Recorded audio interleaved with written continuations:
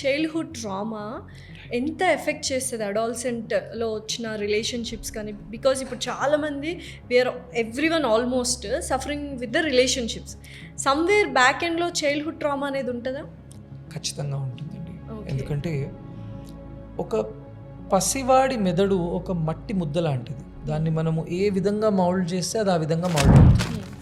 కానీ అన్ఫార్చునేట్లీ చిన్నప్పుడు జరిగే కొన్ని traumatic incidents that can be small, that can be big.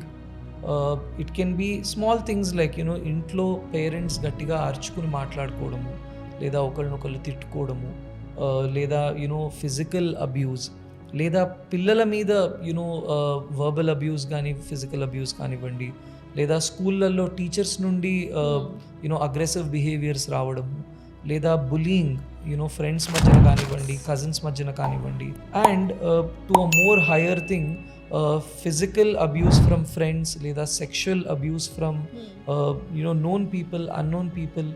ఇవన్నీ కూడా ఆ డెలికేట్ బ్రెయిన్ని చాలా సివియర్గా ఇంపాక్ట్ చేస్తుంది. ఎందుకంటే ఇప్పుడు మనం మాట్లాడుతున్న ఈ సిచ్యువేషన్స్ ఎనీ ఏజ్ గ్రూప్లో కూడా బ్రెయిన్ని తీవ్రంగా డ్యామేజ్ చేసే పవర్ వాటికి ఉంది.